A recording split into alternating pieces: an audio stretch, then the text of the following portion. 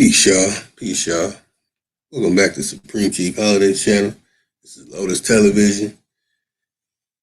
Once again, going in and sharing some very interesting information that was said by none other than Claude. And he says we wait for a good brother Chief Holiday to get back in. Yeah, can you believe it? Peace, peace. Peace, Lotus, man. what's up, man? How you doing, man? All is well, man. All is good out here in Indian Land, Indiana, doing my thing. How's everything out there, brother? Hey, man, life is great, man. Out here I call it the number one city on the planet, Las Vegas, Nevada. But yeah, man, peace to all the great ones tuned in, man. How everybody doing tonight? That's right. That's what's up. Shout out to all the great people in the great state of Indiana, man. Yeah, Hoosier State. What's cracking, man? There's a lot going on. A lot to talk about, man. You know, Lotus, we ain't did a show in a minute, huh? It's late night too, man. It's East Coast. What you doing up this late? Man, I was had a long day at work, got off late, and shoot, wanted to go in on this topic because it was a lot mentioned by Cloud Anderson, so I wanted to go in with the family for an hour or two, share with the brothers to see and get of course, get the chat's opinion and man, might have to do a couple polls on the stuff that was said. There was a lot of stuff said, Yeah, man. man. He dropped some bombshells in there. You know what I'm saying? Charlamagne's they just sat back and just let him just listen, man. They was like, you know, students just listening to a professor. You know, I'm saying that I want to say this, y'all. I think there's one of the best interviews, important interviews that's ever happened on the Breakfast Club. You know what I'm saying? With that being said, though, y'all, um, bliggity black, bliggity black, I'm black and I'm proud, right? Is an issue. Like pushing that narrative, y'all. It just, you have an important message and you pushing an important agenda, right? Or you're saying some things or whatever. When you push the black white paradigm, it still plays along with the psychological caste system, the psychological warfare, the economic embargoes, and everything else that goes along with it. You know what I'm saying? So that's really what it's really about, y'all. So that would be my only problem, man. Is using words of power. You know what I'm saying? So when we calling ourselves black, once again, like we said, we're always and then calling somebody a white man and putting certain things out there in the air that plays along with the caste system. So yeah, so I wanted to say that, man, and just the thing that stood out to me about the whole interview. He said, y'all know I don't like numbers, man. 'Cause, numbers are a little absolute. Not 97.8. Oh, 98. He said 98% of Black Americans were already here before anybody else came here, and they just enslaved the people that they found when they came here. That is a goddamn fact. The majority of us were already here. Now, Dr. Claude Anderson is 85 years old. Hey, Lotus, man, before I go ahead, man, because like I said, it was a very lot to talk about, and we're going to have to break it down, man. What's going on? You know what I mean? But peace to you, though, bro. You got the floor. Oh yeah, man. There's some key things said even before the statement about 98% of Black Americans were here before anyone else got here. That Barack Obama had given out all this money. Now, if we do all the steps, take all those steps that it takes to achieve this money that's just floating out there. It literally defeats reparations and all the other stuff. But it seems that, as I mentioned 3 weeks to a month ago on here is that we have watched this group posing to be us go and completely collect. And we're sitting with absolute access to this money. Now, the thing is, it's you think you're gonna go to a bank and say, "I'm Indian, where my money at?" You're not gonna get a dollar. It's some steps in the ways that the way these things are handled. And for me to hear Claude Anderson say that he has like a case going on with this, that people need to get behind that and support it. It's so important to understand this. This information that Claude Anderson released, that not only do we have that access to those funds, and there's been a people portraying to be us that have access to those funds and are using it. And there's a whole other story behind that too, as well, with the way that people are treated and living on the reservations. But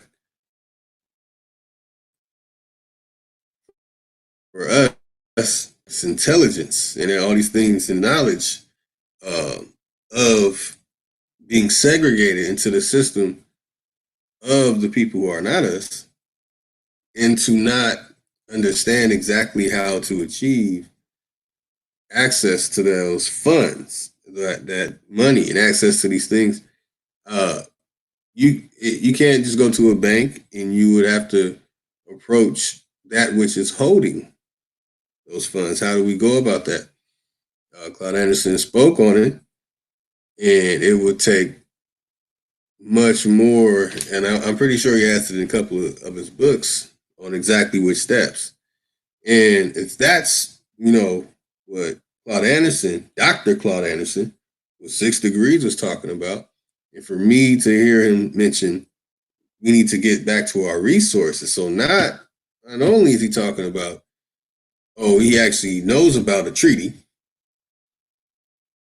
that he has a case going on along with that, and that they all know that the treaty was for us. But then Barack Obama is giving. I probably might have to say this a couple more times so everyone can really understand that Barack Obama gave to the ones that he gave it to, and that the money's still out there. So it's like, what can we do to get it? What do we have to go to? Do we have to go through the people who were giving it first? We have to answer to whoever Barack Obama appointed for us to answer to in order to achieve it. How do we go about it, and what do we do with it? So, man, that it's going to take a team of us to really pursue this. Because if I need $1 million just so I can have, I don't know, 8 to 10 3D printing machines, I could have a 3D printing machine that prints houses and everything needed for houses. That 3D print an airport and everything on the airport, helicopters, airplanes, boats, jets, all the pieces to it, assemble it as is where it needs to be assembled. All these different technologies and things that are available now, let alone all the little knickknacks, intelligence, many call it gray products, all these different things that we have to go to someone else and spend our money, where, as mentioned, also that by 7 o'clock, the neighborhood, our hood, is in debt. That means we're broke. We have money in the morning, but then we're broke every day as a community because the funds are not circling. So if we can get a hold of this money, we're gonna have to establish a way to keep it in the community. So many might just say, "Oh, let's go get this. Let's get this land. We're just gonna grow some food and all that." It's gonna take more than that. It's gonna take more than that. Everybody doesn't want that simple life. People, they want more. Somebody has plans and futures and dreams that's gonna cost more than just doing that. Some people want generational wealth. You know, want some wealth that's gonna last on to many generations after they have passed on and gone to their ancestors. So it's key to know that this Dr. Claude Anderson can mention these things and then end the show with we were already here. And this is something that we need to hop on as soon as possible or apply it to whatever we are doing. So find a way to really do these things, really establish this. How do we go about it? Because it's been mentioned too many times. I remember when Barack Obama passed it. He was giving them billions of dollars, up to trillions of dollars. So there's trillions of dollars available. Like, wait a minute, how is he giving away all this money, but we're in debt to all these other countries, trillions of dollars? What's going on here? Somebody not telling me something? So there's going to be a big change all across the board, and I'm looking forward to it. Looking forward to it, good brother Chief. Yeah, man. Something that was, like you said, he's 85 years old, right? So he said he grew up, um, he grew up in Winston Salem, North Carolina, and he said his family owned the bus line there, and they own cab companies and all this other stuff, right? And what was crazy, like in restaurants and hotels and theaters, this is in North Carolina, y'all. Okay, all right. But the crazy part about it is we had economy across America, and this is 1920s, 30s, 40s, 50s, right? Now it's very key between 1920 and 1950. Something happened between 1920 and 1950. Okay, same time period we had the so-called Negro League. Okay, same time period when they're starting up their leagues.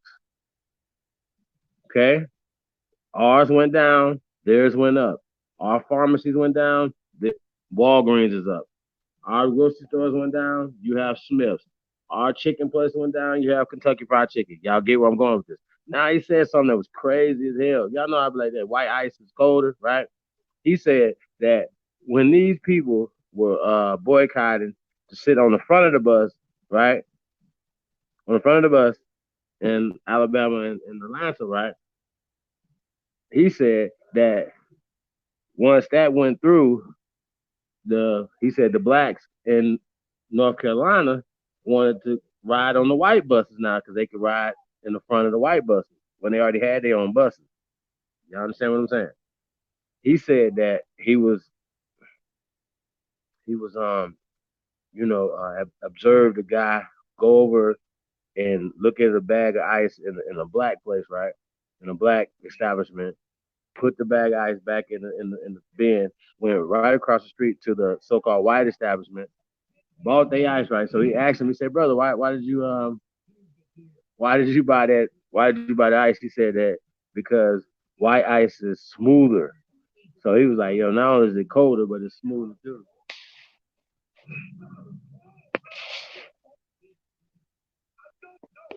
You know what I'm saying? So that was crazy. You know what I'm saying? That, yo. You already gone, bro?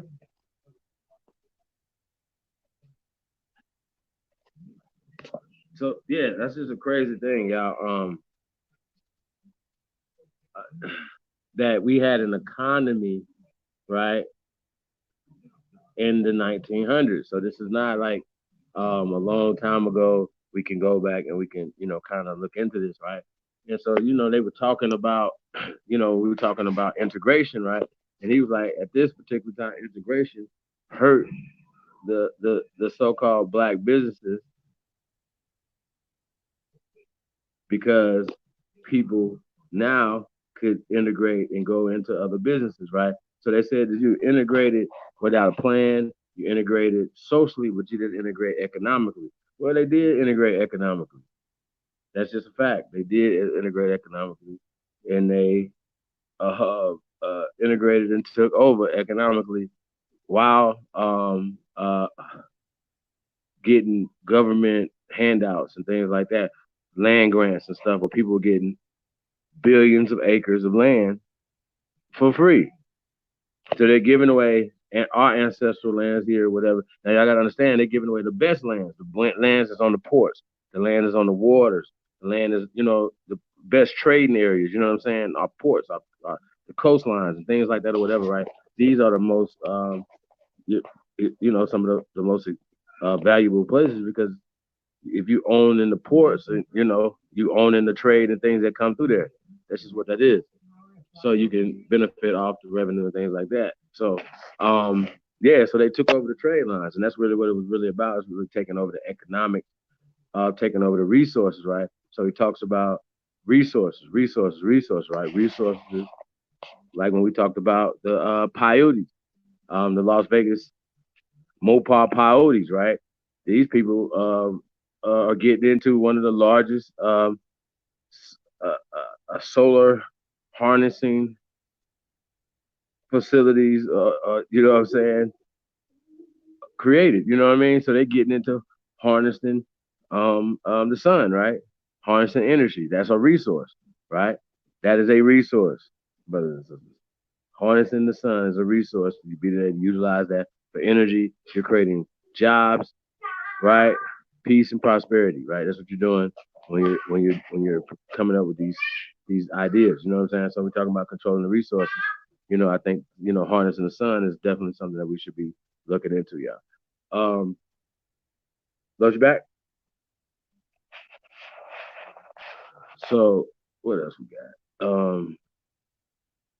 So yeah, we gotta step up and we gotta start thinking you know differently. Now he said he has took a shot.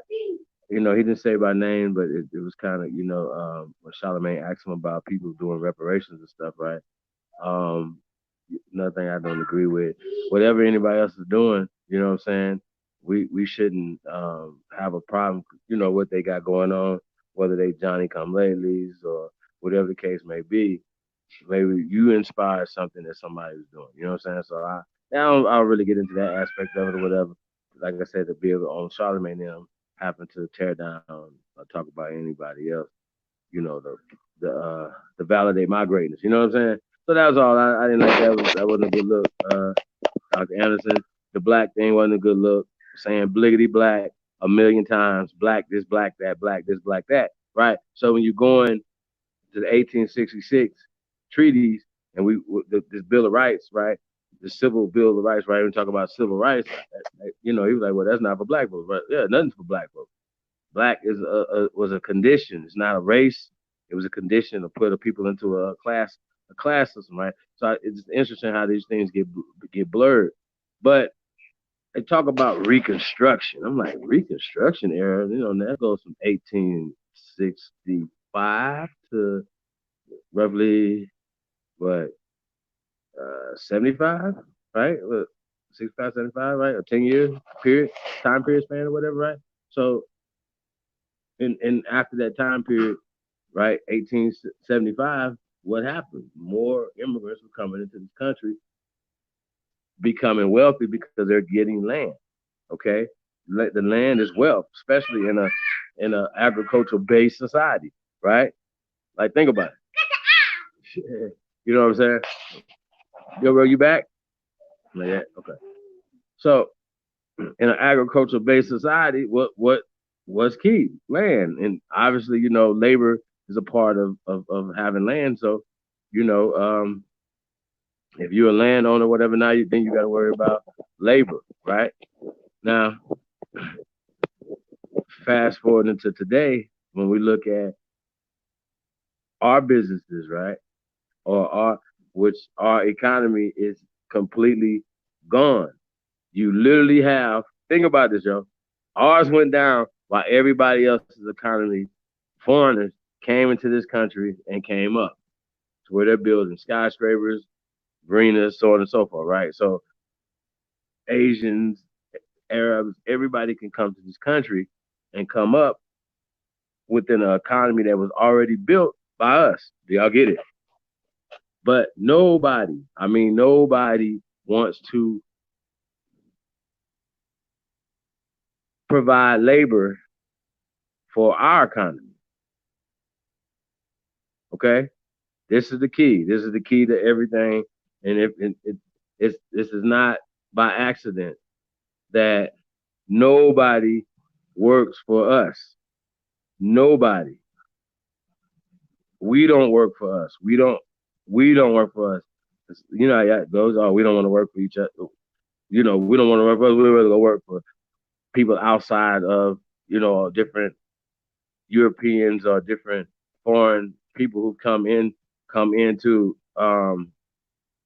this country. We'd rather work for them than work for our people. But guess what? They don't want to work for us either. So that tells you that there must be something wrong with working, laboring, serving other people in other communities. Do y'all get that? Do y'all understand that? This is shit. This shit's crazy. So I just think that's weirdo shit. Load you back. Yeah, man. Okay. But yeah, I don't know if you heard anything I was saying. You know, I said a lot about what was going on in the interview, but things that we need to talk about when it comes to, we have a 1920 to 1950 time period where the economy was taken. You know what I'm saying? This economy was taken, right? So, you got anything on that when we talk about like from um, Oh, the Federal Reserve coming into play. I mean, talk about all that. Like, I mean, a lot of the policies and stuff like that, or whatever, from the Federal Reserve Acts and stuff like that, happened between 1950s and 1920 and 1930. Negro League, Right. stuff like that, our economy, stuff like all these things. The cities around the, we had an economy. So, kind of talk about that. Yeah, I mean, uh, just off the top with that, you have damn, what's it called? The Great Depression. It's very interesting that we had a barter system, agrarian system that even led past the 30s. We have all these supermarkets, but even in my grandmother's time, they didn't have supermarkets. Like they grew most of their stuff, or they had families that had gardens. So this money that we use today, this promissory note that we have, there's a whole story, behind everybody knows it technically. I'll break down some of the technical stuff, but the ultimate outcome was this completely destroyed a lot of things. Uh, a lot of things, which caused segregation.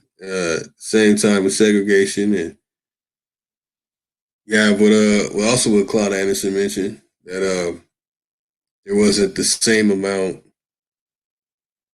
of effort being put into our schools, and that education should be last on the list at the same time. So it's kind of like, okay, so when you get back to this 1920 situation, you have all these movements starting.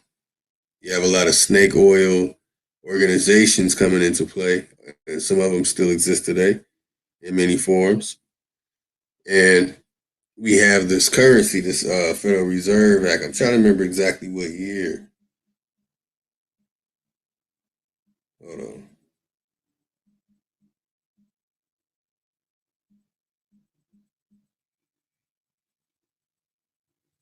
What year this system was? I might say I had this off. Oh yeah, it's a little before 1920s, but that's when it kicks off. But it's something that happens. There we go. Great Depression, Great Recession. Yeah, it went from depression to recession, and you can really tell the difference. Let me find this information on this real quick.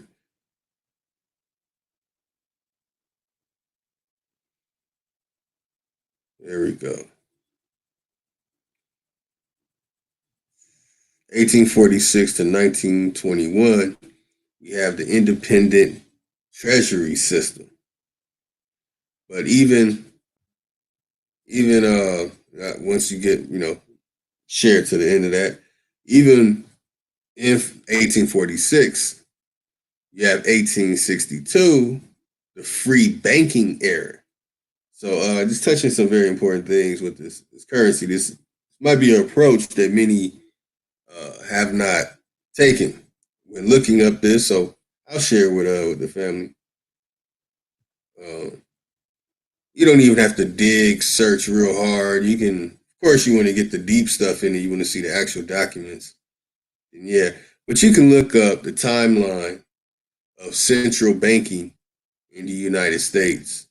And all you have to do is get to the part where it says independent treasury system. But you want to start with uh, national banks, and then Federal Reserve, because these are the systems that were in place. So you can see the systems that were knocked out and how this Federal Reserve, this present system, came about. Let's see. Um, all right, the charter was for 20 years and expired in 1811 under President Madison. And of course, I'm leaving off at a certain point. So to get to this whole part, it just needs to be spoken. And this is just getting to 1811. So for the family, look that up. But the focus here is the free banking area. So it says, let me pull it up and let the family see it. You go on Trickopedia, where they play tricks on you. Because even on Trickopedia, they don't want to give you all the details to it, but they're going to give you enough to get to what you need to get to. So I mean, all you have to look up is the Federal Reserve.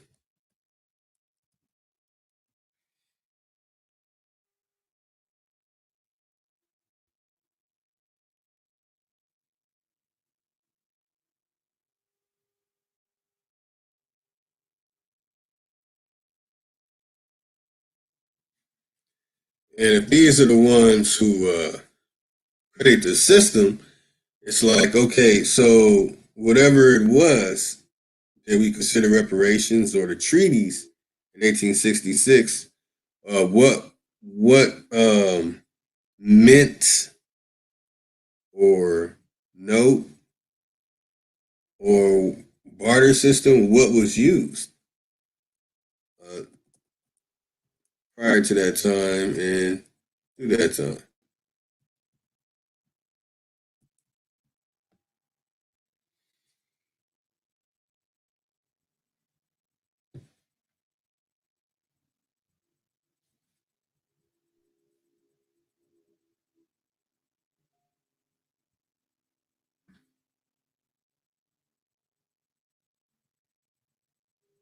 I think I'm going too fast. Hold on, y'all.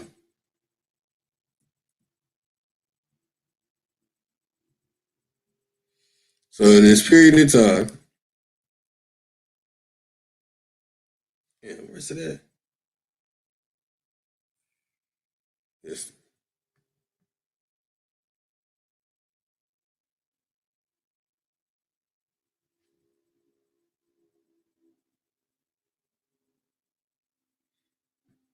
So, yeah.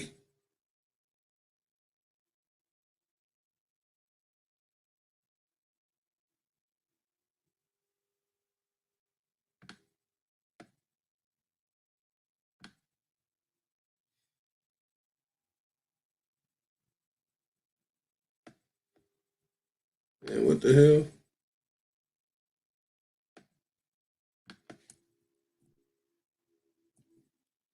All right, so we're in the Federal Reserve. We get down to the history, which I'm trying to get to. About to get to it right now.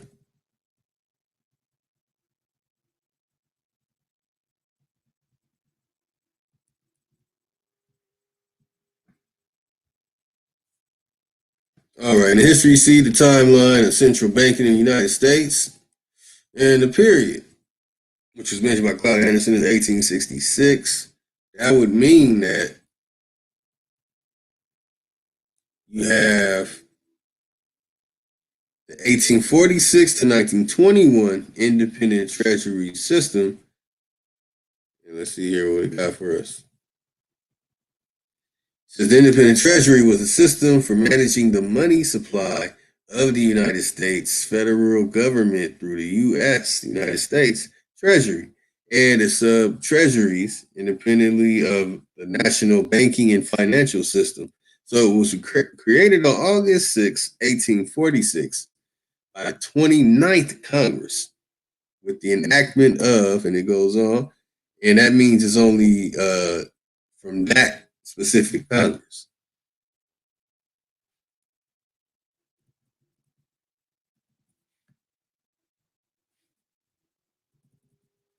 Okay, so that's the first one.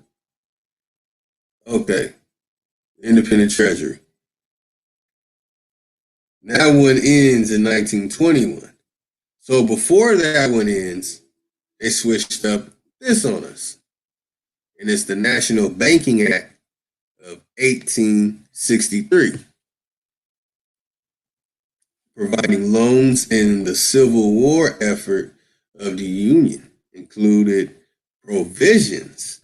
So immediately during this period, this National Banking Act of 1863 is connected to the damn Civil War.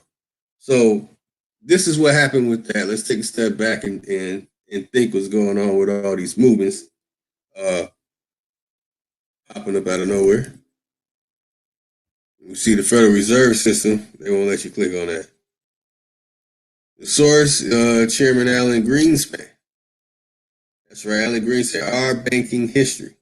So right here, Wikipedia can get to the source of it. It says History of the Federal Reserve, federalreserve.org, Chapter 1, Early Experiments in Central Banking. So this is an experiment process going on. So when it comes to the leaders in this time of the 1920s, let's see what we got. In the 1920s, what would okay, we went over that. What would be the agenda? As mentioned, my mother's mother, they had all their own food. They had animals, they had barns, farms. I don't know what the hell we've been thinking of for the last 60 years what we've been doing, but it seems to be in, the falling process of what happened in the 1920s and the 1930s. But I look at it as a whole. Some might just look at it from, oh, what we were doing as a collective. I look at it as the whole system, what was happening, because no matter what, if we stepped away from the barter or agrarian culture, we protect in the free banking area, the free banking era, independent treasury system, or the National Banking Act. So when you fall under the National Banking Act,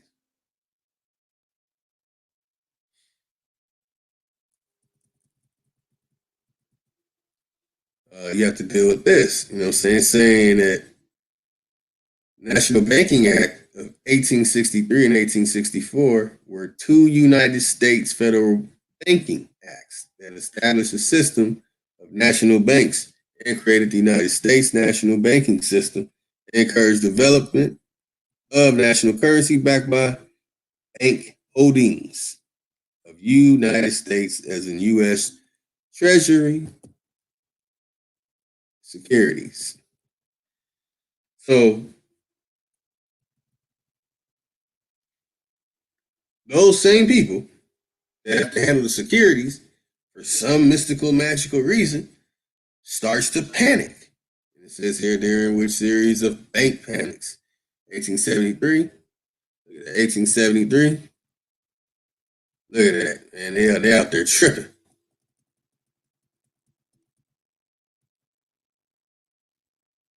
Oh, come on now.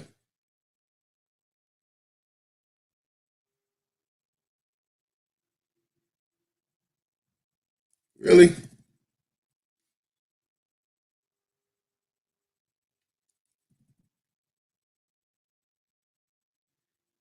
Oh man, they gonna make me click on it, huh? That's dirty. Let me get it anyway.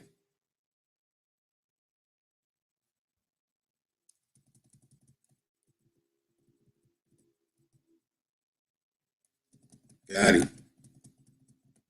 Almost got him. Hold on, family. Let me get this. Oh, they dirty. They make sure I can't get it all. All right, hold on, y'all. See, I want everybody to see it, so I just gotta reduce my screen a little.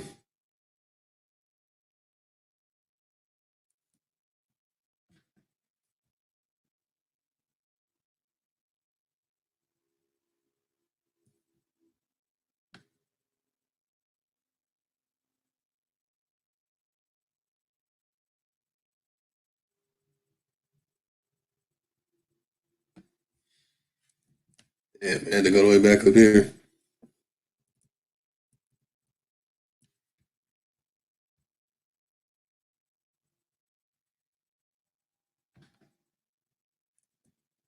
All right, y'all. One moment. With me, Chief. Uh, All right. Yeah, see, they can't play me that time. All right, the Panic of 1873, the financial crisis that triggered an economic depression in Europe and North America that lasted from 1873 until 1877, and even longer in France and Britain. In Britain, for example, it started 2 decades of stagnation known as the Long Depression. And they're going to say that weakened some whatever. Okay. Panic of 1893 was a serious economic depressions in the United States that began in 1893. So they only tell you about that Great Depression. They didn't tell you that it was all this, that was, all these things going on. Some know about it, but you know what I'm saying? We all know about it. Okay, so 1893 and ended in 1897. It deeply affected every sector of the economy and produced political upheaval that led to the realigning election of 1896 and the presidency of William McKinley. Y'all look that name up. Know who these suckers are. All right. So see it here. What's going on here? The panic, also known as the 1907 bankers. Ah, panic or Knickerbocker crisis. Yeah, very interesting name. Was a financial crisis that took place in the United States over a 3 week period starting in mid October when the New York Stock Exchange fell almost 50% from its peak previous year.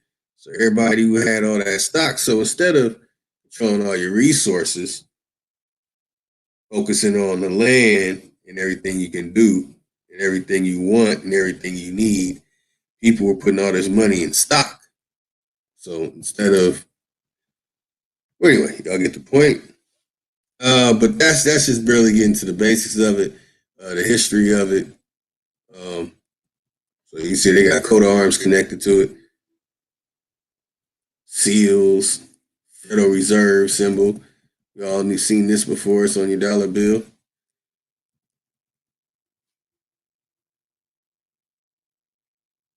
All right, we went over the 1907 panic, the financial panics. Let me see. Let me see. A certain one I need. Yeah, this is a key thing to look up to is that President Woodrow Wilson signed the bill later that day. What bill did he sign? Let's see. It's the Federal Reserve Act. And the House voted on December 22nd, 1913, with 298 voting yes, 260 voting no.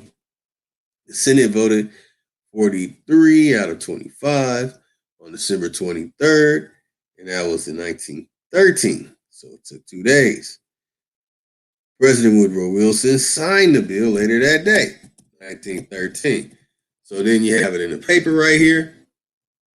So you see what's going on with that's leading up, what's dealing with the money into the 1930s. That's what really changed us. Because if you also look into the details of it, that we're running numbers, and what were we exchanging for being the one that won those numbers that were ran? They're exchanging Federal Reserve notes, obviously, at that time. So you get to the key things that in our community, if you see the movie Hoodlum, we were running numbers and gambling and hustling, betting on things. Uh, but of course, we had to have a way of making money. So there are certain things that we did. So it's like during that period, it's like a crossroad between the greatest mistakes that we made in our own communities. Yeah, I hadn't even gotten to 1920 yet. Oh,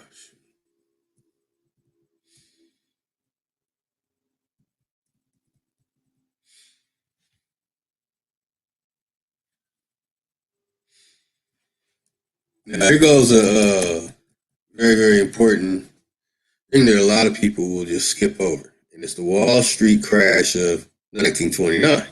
I'm just playing. Yeah, most people don't go over this. Actually, most people know about it. They just don't know what to call it. So the Glass-Steagall legislation described four provisions of the United States Banking Act of 1933 separating commercial and investment banking. So they had to separate the two, really. The article 1933 Banking Act described the entire law, including the legislative history of the provisions covered here, as the Glass-Steagall Act of Steagall, the Glass-Steagall Act of 1932. The common name comes from the names of the congressional sponsors, Senator Carter Glass and Representative Henry B. Steagall. So these two people right here, these two, you see what he looked like. You know what I'm saying? That's your buddy. Once you allowed it, see what he looked like. You know what I mean? You got the pedophile look, of course. Somebody you wouldn't leave your children in with. All right. Let's see the importance on it, and that leads to the '60s family. So I mean, on the financial part, you see what happened, but you know, it's like what was a driving force behind all the stuff we were doing, and what led to that point? One might only be able to express an opinion or not. See, I got you back in. I didn't even know you were out. All right, Chief, I got you back in. And shoot, I gotta go do something real quick.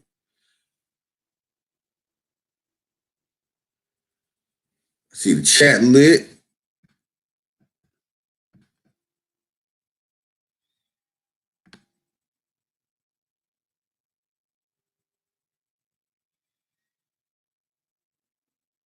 That's what's up. So, all right, I got you back in, Chief.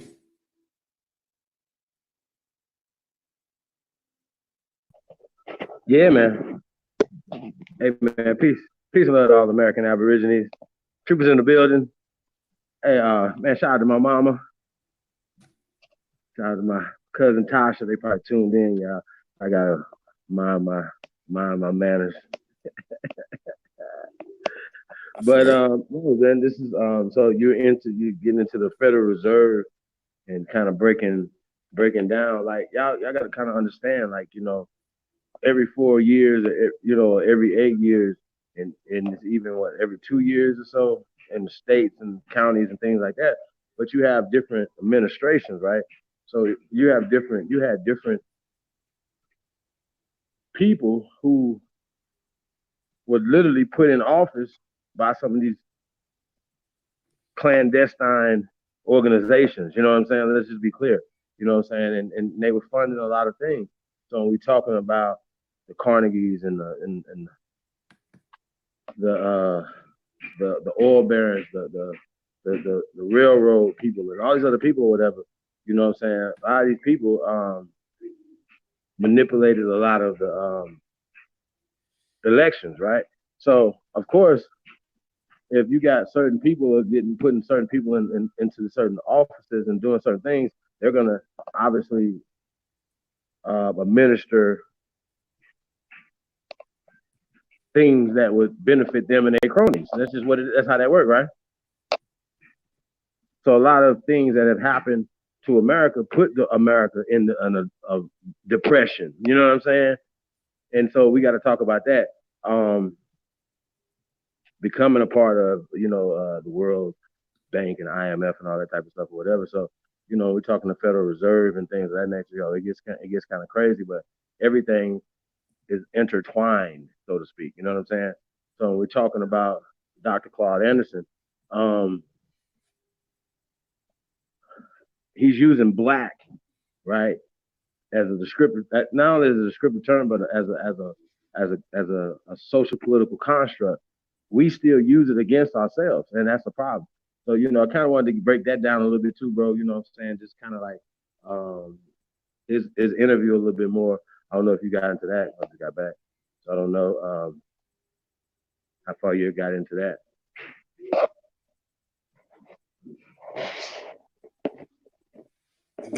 About using the word black. Oh no, just anything, just whatever. I hadn't heard what you had got into. I just came in. You was Oh in no, there. I just on the Federal Reserve how like well we didn't have that money system that we have today. Before those times, those three periods where Federal Reserve Act comes into play, and the people who pushed it all the way through was Henry Baskin Stiegel and or Stegel.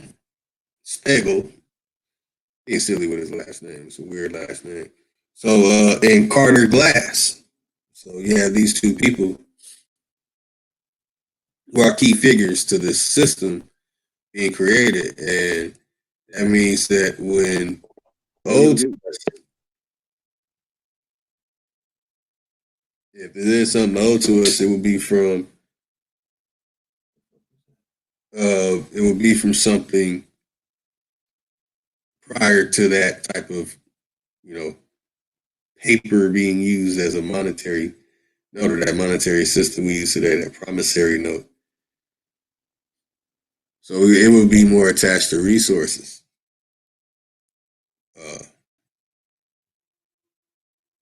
geographical wealth, uh, geosurveying, the mineral deposits, anything that's produced on the land. It's more of an attachment to that. Like I mentioned earlier, Chief fell out.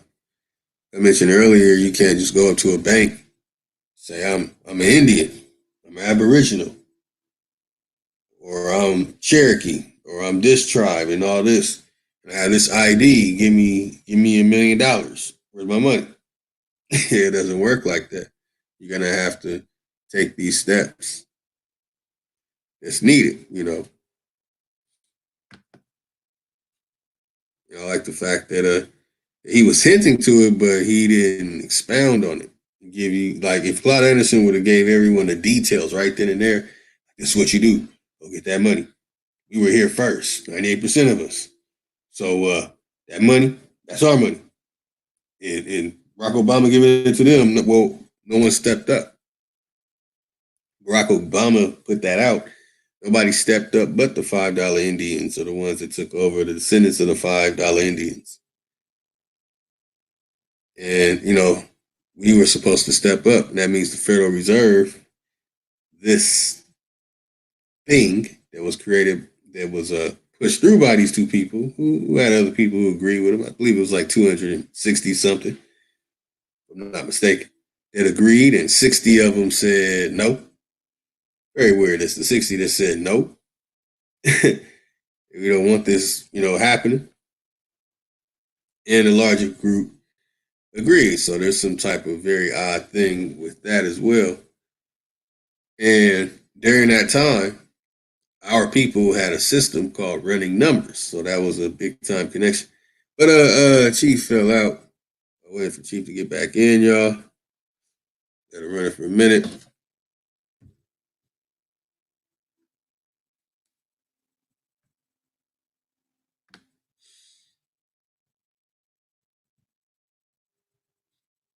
From the top, yeah, I got you back in, Chief. Yeah, man. So like I said, man, shout out to Dr. Claude Anderson, man. 85, still going hard in the paint. Powernomics, You know what I'm saying? It's a great book when he talks about some of the stuff he's talking about. But here's the thing, right? Is Dr. Claude Anderson qualified, right, to speak on the things that he's speaking on? I think he is. I know he is, right? We talking about a resume, right? When we put this brother's resume up, we say, well, damn, he had to remind us that he was the only one of us that has ever been in that position. So for me, I just say, like he deserves his mind, his wisdom, his you know what I'm saying? His experience is valued, right? Now, when we're talking about the first American Council, right? We're talking about the first American Agenda. We're talking about America First, Peace and Prosperity Conference, right? The things that we're doing, right? A lot of this stuff comes. Damn.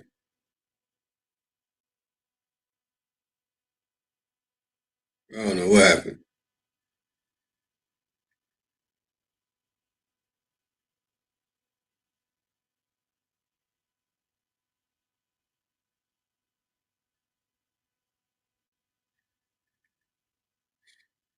And that thing, it cut off in mid sentence.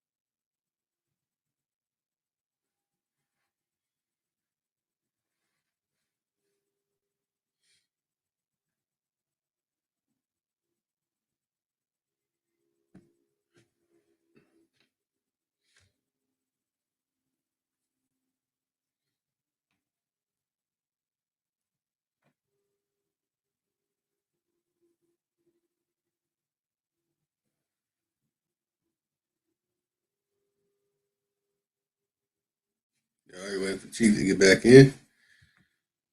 Oh man. All right, we got Libra Sun in the building. Peace, brother. Good brother of the feather. We got start from the recent to the last. We bring Chief in. We got Future Teller in the building. What's good? PC brother. Peace, Yeah, man, Big I don't Chief. know how long I got kicked off, but I was going in. Yeah, it cut Hey, man, out peace out. A great one right away. man. Oh, shit. So, yeah, man. So nah, man. You know what I'm saying. So a lot of the things that make us up are our experiences and all the things that we learn, man. And like I say, man, you chew the meat, spit out the bone, so to speak. So, um, I don't know, man. Like I said, we all hands on deck at this point.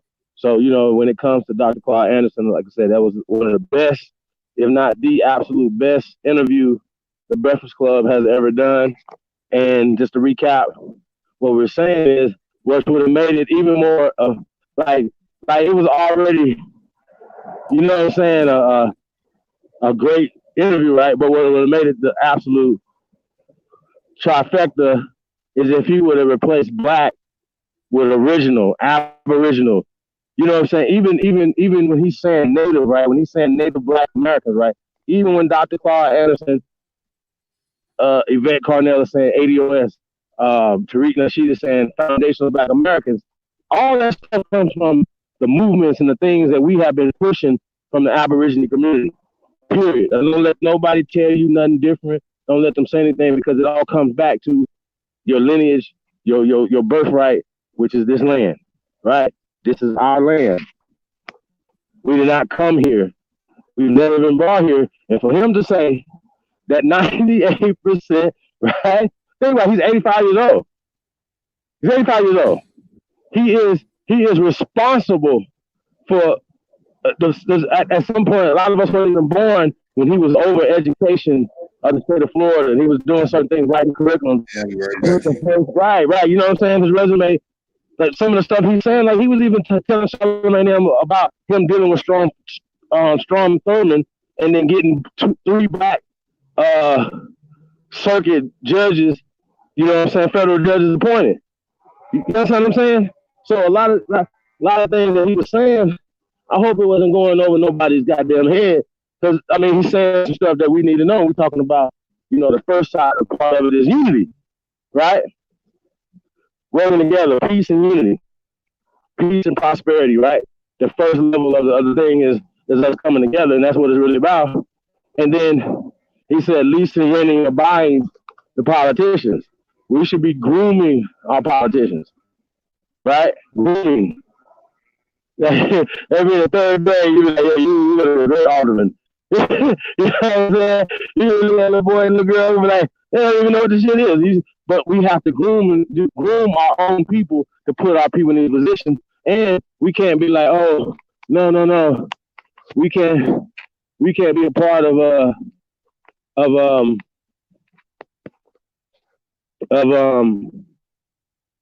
any progression or anything like that. You know what I'm saying? Like we can't be a part of anything like that, which I think is it's crazy as hell to me.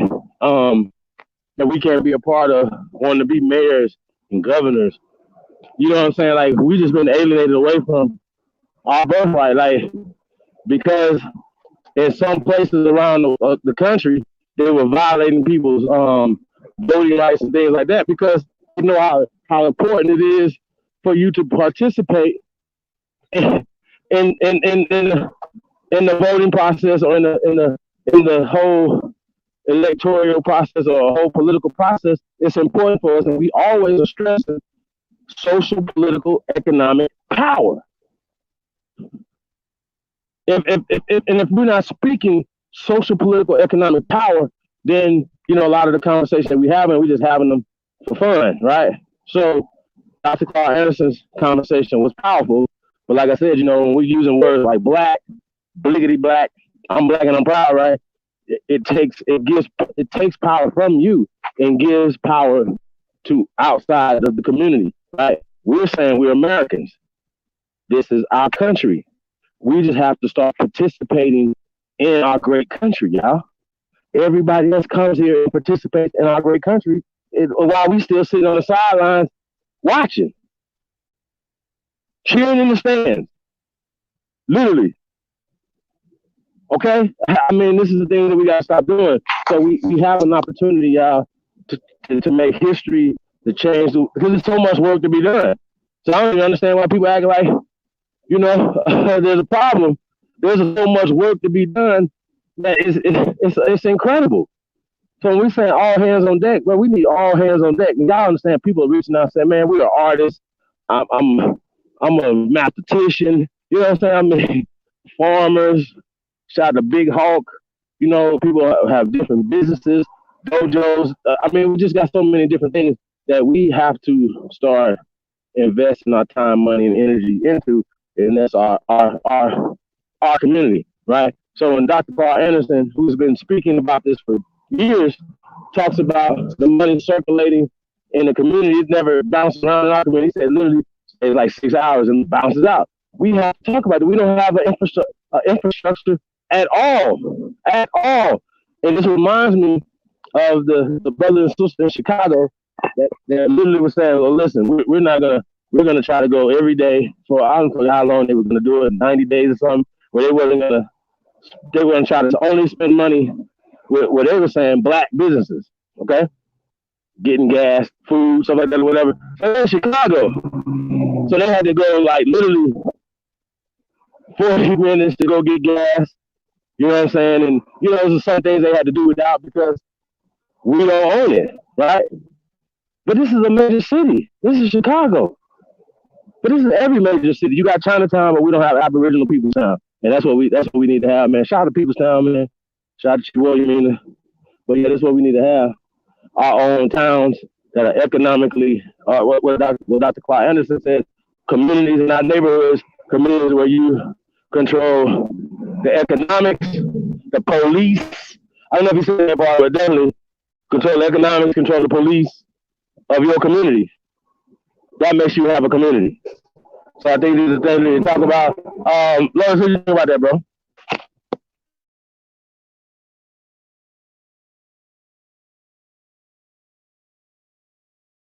You you there?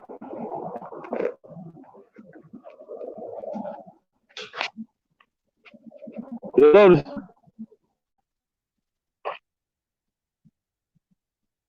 you I don't even think he in there, y'all. Uh, nah, I said you in there, Lotus. We just said, man, shot great. Shout out to Claude Emerson, man. He's definitely pushing to get his books in these schools. But guess what? As parents, we need to have these books in our homes, and we are the first teachers of our children. We should expect anybody to do anything for us and our children if we're not doing it.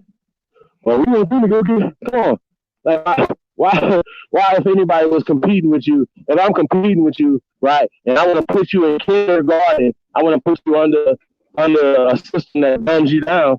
Why would I help you uplift your mental and uplift your community? Why would I do that when I'm purposely, creating a situation where they call it the dialect when they create the situations, just say, oh, we're fixing by giving you welfare. You cause the famine. You cause, you know what I'm saying?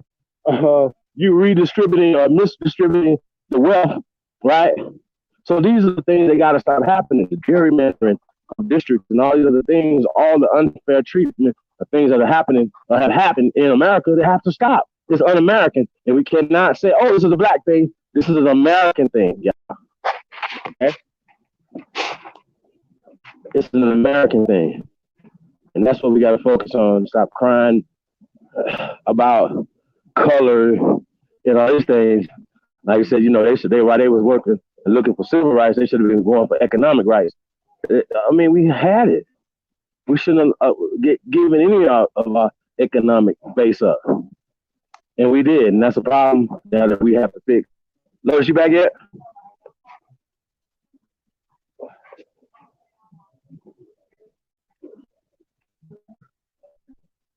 So we talk about that a lot. That we have to focus on um, economics a little bit more than we do, y'all. Um,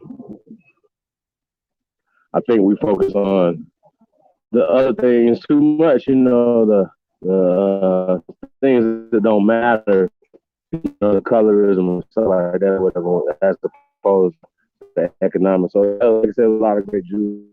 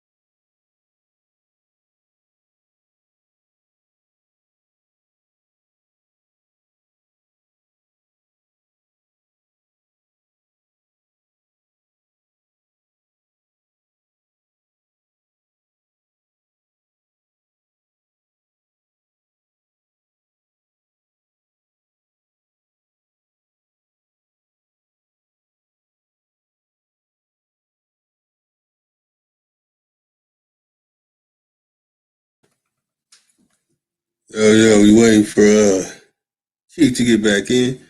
He must have got back in and then got back out. I had to step away for a moment. Let me see what I got for the family. Hold on, y'all. Give me a moment.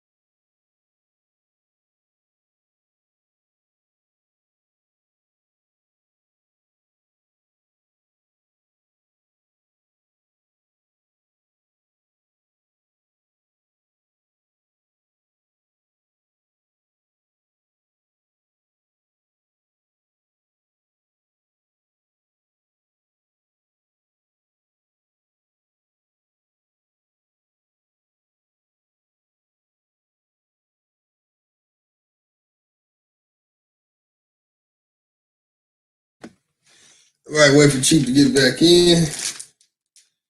Apologies for the family. D Brown is broken funny. Oh man. Yeah, there's also other books that touched on many things that Dr. Claude Anderson talked about, and some of them were very, very interesting. I had my hands on one, and unfortunately, I lost it. It was one of my mom's books. If I'm lucky, I'll be able to get it in the future, called Populist Manifesto. Man, it's a very interesting book. Goes into the details of what Claude Anderson was saying, Dr. Claude Anderson, that is, and what's going on here, what's read so far, and what Chief was talking about pertaining to that matter. The family's waiting for Chief. I was planning on putting in about good more 30 more minutes. So waiting for our good brother to get back in. Let's see if we got some music for the family.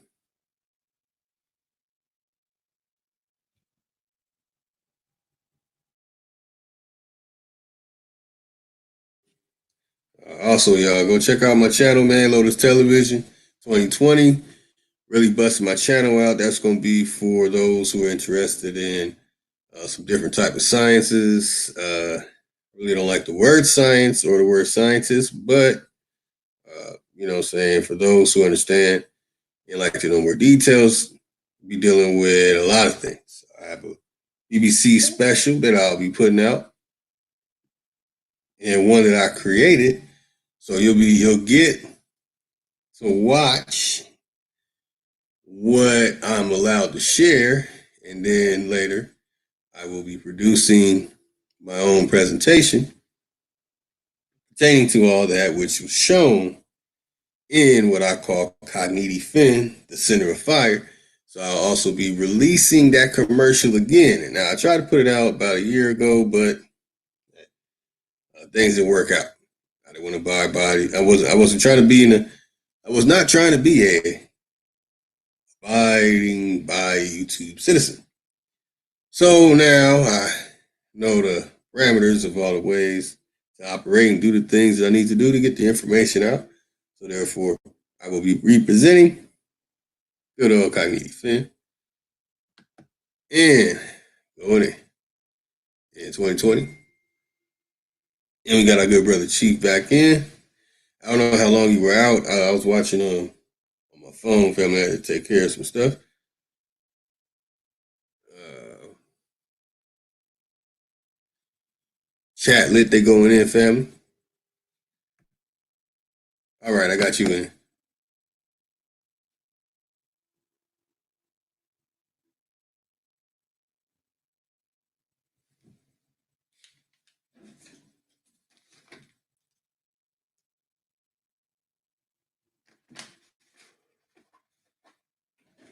I got you in, Chief.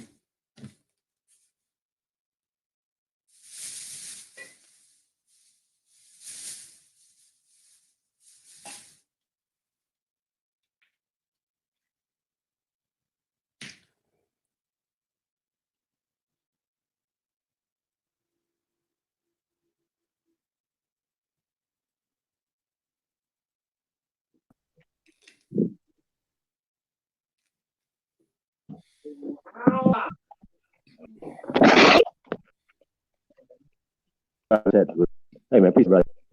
Better. So, Peace. Yeah, we got you back. Lotus, what I missed? What I missed? Oh, nothing. I just got back. Let me check out the chat. We got Big Chief in the building. Why only the powerful elite and the ass kissing public can thrive here. I mean, this is the year that real, y'all. So this is the year that real gonna prevail this year, man. We got Chuck Jackson in the building. Big Uga Uga for my brother Chuck Jackson. We got Miss Gretchen Helm in the building. Peace, Empress. You can go check out originaltribalwear.com. Man, get you some Aboriginal gear, man, from Miss Mohawk Aboriginal, man. So it's originaltribalwear.com. Special right now. Purchase anything at originaltribalwear.com and you get a free t-shirt. So go check out Miss Mohawk at originaltribalwear.com. Coming the new year, man.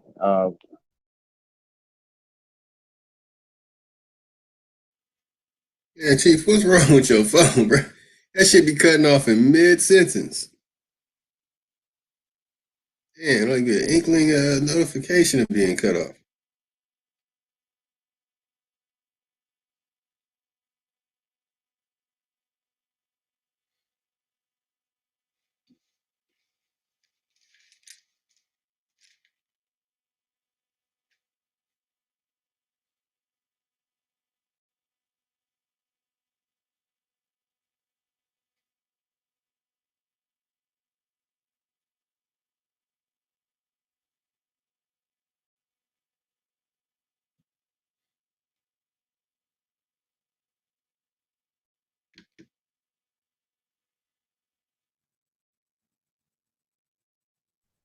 Okay, man, we back in here, man. All right.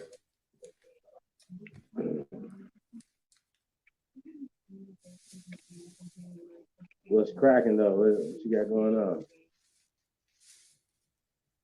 Oh, nothing much, man. I'm winding down now.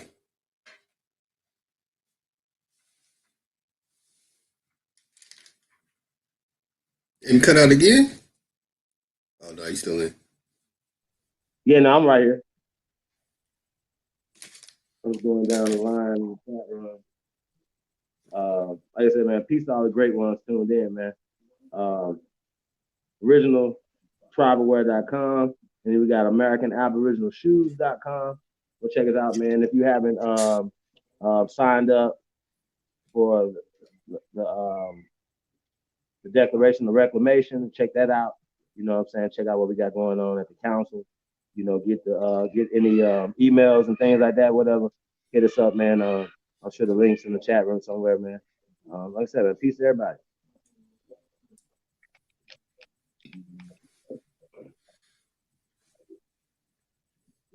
Yeah, that's right. Yep. Let me add something to the banner too. What'd you say? I forgot to put Dr. Claude Anderson's name in the banner. I'm tripping. Oh yeah, man. He dropped it on the man. 98%, bro, was already here before anybody got here. Now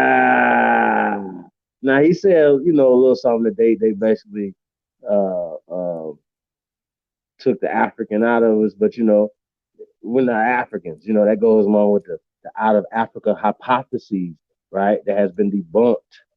We've been in the Americas for thousands, if not millions of years, right? So people be saying stuff, they don't have the science to back it up. So, you know, like I said, it's a little tweaking, but that's where we come in at, you know what I'm saying? The Aboriginal Adjustment Bureau, you know what I mean? We come in and adjust stuff. So, like I said, black is not a word that we should be using in our vocabulary going into 2020. Period. We are Americans. We are the first Americans, and we have an agenda. Okay? Go ahead, brother. Yeah, that's right.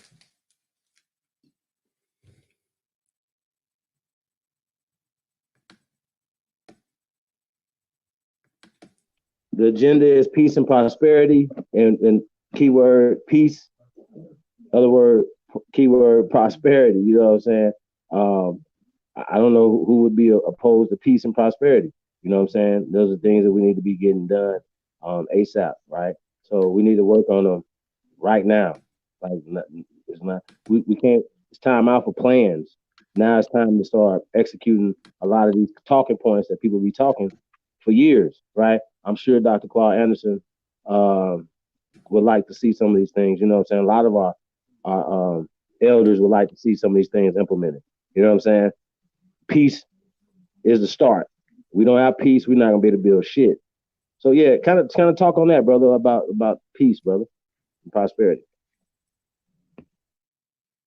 Well, I mean, that's the only way things are going to work if we have some peace and prosperity. I don't know what else on that. Besides,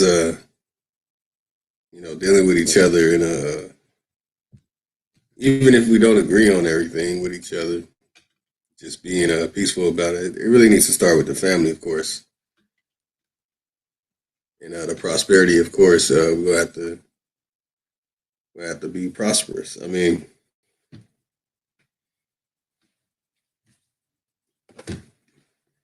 we have to find our place and got to get to a point. I mean, but that is the starting point. Once we have peace and prosperity, we'll know exactly where to go. From there.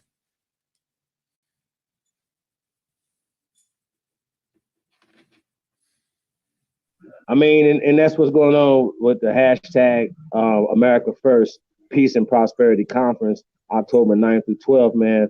Las Vegas, Nevada, man. It's gonna be a family reunion, a powwow, a carnival, a festival, just everything wrapped up in one, man. We have workshops. We're gonna be, it's gonna be just a cultural expression of brilliance of our people, man. So, like I said, man, we're gonna make history. It's gonna be the biggest conference of its kind. It's gonna be the first of its kind. Yeah, man. Like I said, we putting on for the city. We putting on for the country, man. We putting on for our people, and that's just what it is, y'all. So, shout out to all the great ones, man. That's tuned in, man. I don't know if y'all caught last night's show, man. The Sister Betty Love show, tracing your lineage went Yeah, down last night. That was a great show. So if you haven't checked that out, go back and check that out. Man, just everything, man. We always got Jews, man, dropping Jews over here, man. Shout out to Brother Jamal. Came through last night, dropping Jews. Atancha's one as usual, yeah, always dropping Jews. Shout out to Aboriginal Power came through. that's right. Uh, yeah, man. Peace to all the great ones, man, that come through, man, and lend us they energy. Type. I don't have to be in here typing. You know how many damn channels it is on YouTube? Yeah, it's a lot of So I'm honored that you guys are here. You know what I'm saying? So it's an honor for us to serve you. You know what I mean? So that's what it's about. So shout out to everybody, man, tuned in. That's right, man. I love what you're doing. I love what y'all been doing too, man. Yeah, man. I mean, that's what it's about, man. Like Watching it. we're gonna have vendor booths. You know what I'm saying? Like I said, man, it's just a cultural expression, man. And and like I said, we're inviting all. It's about everybody, y'all. It's an Aboriginal Peoples Day weekend, Las Vegas, Nevada, man. We're gonna make history, man. 2020. That's October 9th through the 12th. It's going down. Be there, be square. How about that? Oh, and then the tour, promotional tour, man, coming to a city near you, Right. man. So we definitely gonna be hitting up America, man. So if you guys are interested in being a sponsoring, being a part of the tour, organizing the tour, getting on the tour, hit me up at cheapholiday@gmail.com. And as usual, man, support the real, man. I don't know what more to say, man. Um, you know, people have made comments where they trying to sell T-shirts while they wearing a polo shirt. You know what I'm saying? Where they trying to sell Right. shoes while they wearing Adidas and Nikes. You know what I'm saying? We don't. We own these companies right here, so we not. And so we're gonna support us. So that's what it's about, man. So like I said, man, be on the lookout for more history making going on, man. In 2020, that's all we can say, man. We just dropping more history, man, for 2020. We're gonna try to outdo this year. You know what I'm saying? We That's wake right. up every day like, man, we're gonna outdo yesterday. Feel me? So Yeah, man. Peace to all the good ones, man. Shout out to Libra Son, man. He always dropping it. Big bro always dropping it in there, man. So peace to the God, man.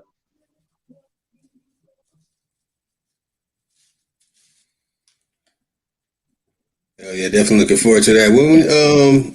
You, where's the All Star game going to be at again? I remember you said that you're going to be in That's a tour. Chicago, yeah. Second weekend of February. So we're gonna be out there All Star Week. So we're gonna be out there that week, man. Putting in work up there in Chicago, y'all. So shout out to the Windy City, to the city. So, all right, some big things happening out there in Chicago next year. Oh yeah, And, man. Like I said, man, that's what. we pushing peace and prosperity, man. So that's what it's really about.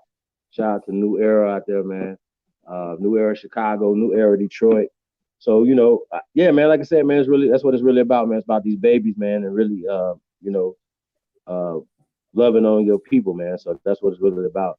But we can't come with just rhetoric. You got to come with real programs and real solutions, and that's what this is about. And as usual, like we say, man, this is a solution based platform. Tribe Up, and Chief Holiday, Lotus Civilization TV, Libra Sun. I mean, did any Sister Bethy Love, anything that's anybody that's associated with us, man. We are dedicated to to um, to solutions, man, and fixing the problems of our people and believing something for the next generation, man. So that's what the First American Council is about. It's about having our own. You know what I'm saying? So that's what it's really about. So you feel a way about it, compete. Do your council should be putting in work as well. You know what I'm saying? So that's how that works. And we support everybody. So why would we support other Indians, in their councils and stuff like that? So that doesn't make any sense, man. So yeah, man. So peace and love to everybody, man. Like we in the building. We gonna play any music tonight? Oh yeah, Is that right? pull it up. Got pull it up. Still got everything. All the good music. Word. Want to hit it with know that I did it. If we go first, still working on this project, man. This Cowboys and Indians project, man. So it'll be dropping this spring, hopefully, y'all. So this is gonna be the first single though off the project. First single just in general, man. Shout out to my OG. Shout out to Jazzy Tuck. Shout out to Purple Panthers Entertainment, man. Be on the lookout for that.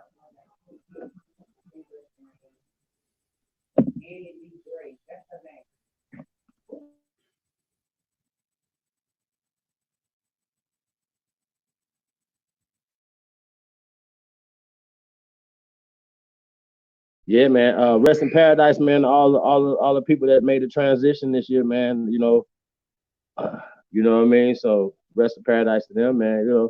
Like I said, man. We all. That's one thing that's guaranteed, man. That we all gonna check out of here one day. Like I said, what are you gonna leave? As your legacy, man. So so we got going on, man. Like we want to actually leave something for the next generations, man. We want to leave a legacy of winning as opposed to a legacy of losing. It's time out for that. You know what I'm saying? So, like I said, shout out to Dr. Claude Anderson. I mean, like I said, man, his conversation, his demeanor, just his zeal, right?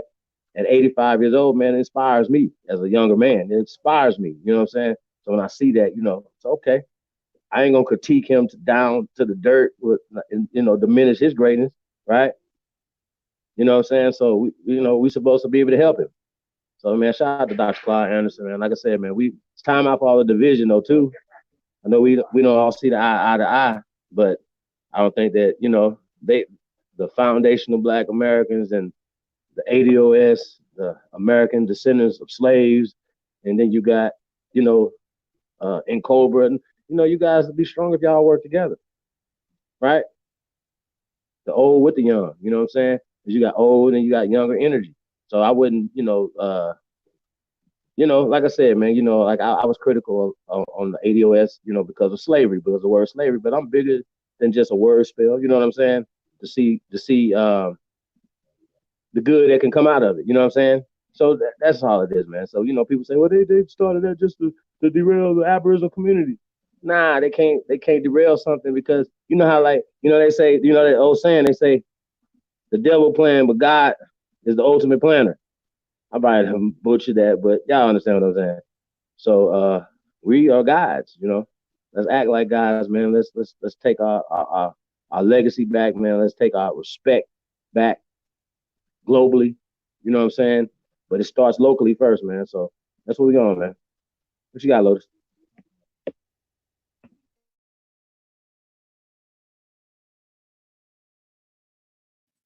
Yeah, hold on, I'm playing it right. About to get it right now. Yeah, man. Know that I did it, man. My OG, Purple Panthers Entertainment. Uh, yeah, man. D Town, man. Texas in the building. Bonton, stand up, man. We got Brian, Texas, man. Out of Brian, Texas. Man, we in the building, man. Let's take Oh this thing. shit, way back. Yeah, I have to dig in all my archives. Okay, there go that one.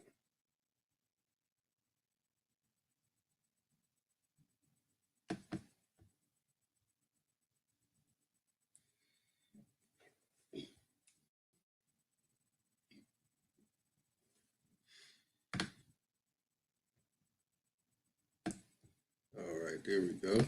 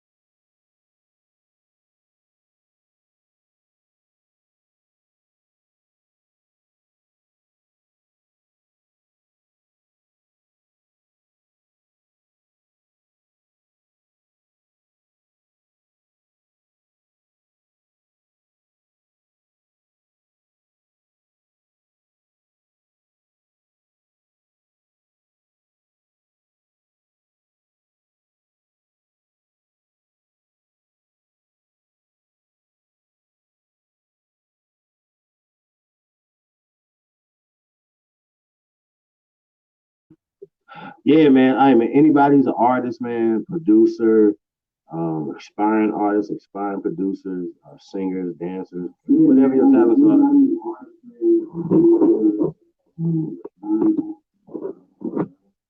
Yeah, man, hit that like button too, man. I don't know, if it matters. They say it does, so let us know that you don't hate us, man. So like, share, subscribe, tell a friend, tell another friend. You know how they do, man. Bring a friend to church with you. You know what I'm saying? Yeah, you know what I'm saying. This is a family thing, man. This is the thing. The more people hear this information that's coming, from over here, man. This is changing. This is changing the game. Let's just be clear. Now you see Tariq Nasheed waving the American flag and stuff. We're looking around like, what the hell is going on? It's real, y'all. Like, just really tapping into our Americanness. You know what I'm saying?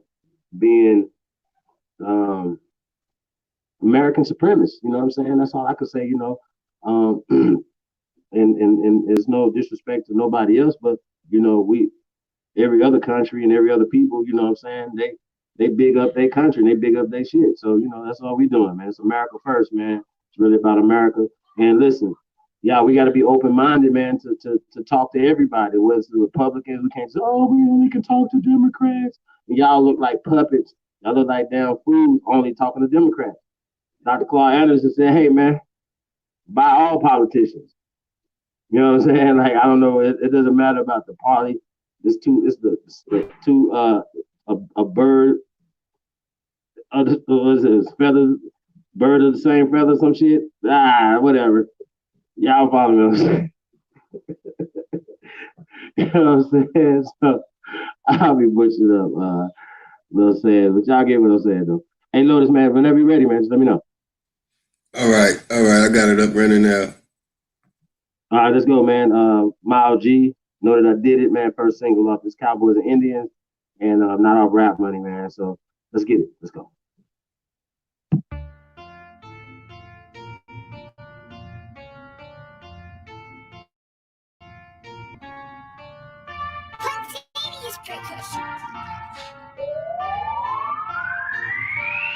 I gotta have it. So I'ma go get it. You're talking about money, you know that I'm with it. You know that I'm with it. You know that I'm with it. I had a couple big felonies, but I gotta quit it. And I gotta admit it. They know that I did it. You know that I did it. She know that I did it. Hey, lick it, sticky, hit it. I hit it and quit it. You can dig it, hey, cause that's how I did it, hey. It's all about money, power, and respect. Yeah, I gotta let them, I'm not the big or the little man, I'm the one in the middle. Yeah, the one in the middle. I'm that one in the middle. Ever told the one in the middle. That nigga that never fuck my niggas hoe, never ran off. Yeah, I never stole, cashed out every load. Real niggas really hold. I got robbed by my plug and I got set up by my man. Nigga came in shooting, I ain't even understand. I ain't never took a stand. I ain't never said a word about a duck or a bird, about a truck on a curb. I done struck every nerve. Nigga, fuck what you heard. I done sold everything. Mary Jane, cocaine, pretty dames to a lane. 20 things on the train. Way too much to explain. I got the game in my pocket. I turned bought me a chain and a locket. Beat this game from a profit. It ain't no way you can stop it. I'm like that flame on a rocket. Put that on Jesus Christ, Buddha, Dalai Lama, and Elijah Muhammad. I am a son. I gotta have it. So I'ma go get it. I'ma go getting a bunch of money. You know that I'm with it. Yeah, you know that I'm with it. You know that I'm with it. I had a couple big felonies, but I gotta quit it. And I gotta admit it. They know that I did it. She know that I did it. Hey, now she wanna lick it quick and spit it. I know you can dig it, cause that's how I did it. Partner by the name of God, so that nigga is solid. That nigga hop straight up, went back to college. Now he got the knowledge. Now we got the knowledge. Talking big money. The women and weed is exotic. Yeah. We so more dope than the CVS. And my baby mama CTS. Got my decoy in the DTS. Getting followed by the DPS. We do not broadcast to the public, or we do not work for no PBS. Know some bitches who be snatching kids. They do not work for the CPS. My GPS is a BCS. But on a cool, you gon' see me less. If you see me, I be with my kids and you gon' see me blessed and never see me stressed. I am the OG of rapping, been rapping since yes. I don't need him at the rock jury. Still I'ma shine like a VVS. I put the L in cheddar. I put the L in dollar. I put the L in better. I put the L in scholar. Look, I got to go back to Stella. Look, watch when I leave, they gon' follow. Yeah, I got the hood by the collar. Look, don't swallow. I am Kamala. I gotta have it. So I'ma go get it. You're talking about going getting a bunch of money. You know that I'm with it. Yeah, you know that I'm with it. You know that I'm with it. I had a couple big felonies, but I gotta quit it. And I gotta admit it. They know that I did it. You know that I did it. She know that I did it. Hey, now she wanna lick it quick and sticky. I hit it and quit it. I know you can dig it. Cause that's how I did it.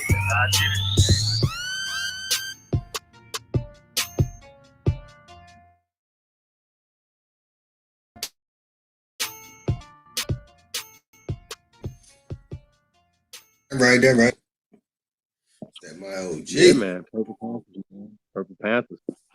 My OG. Know that I did it. Yeah, man. Man, shout out to American music, man. You know what I'm saying? Um, you know, I know Dr. Claude Anderson was talking about resources, right? And a lot of times, man, when we're talking about resources, that seems big. You know what I'm saying? But think about this, right?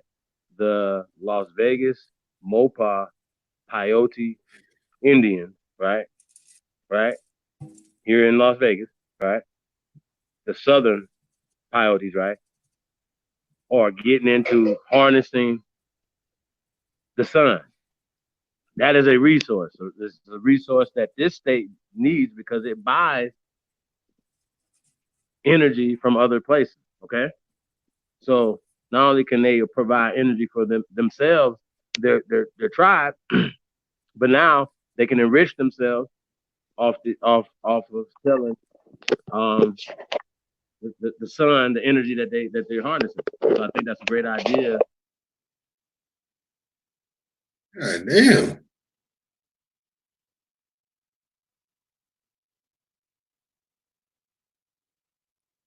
Oh, she flying got zapped again.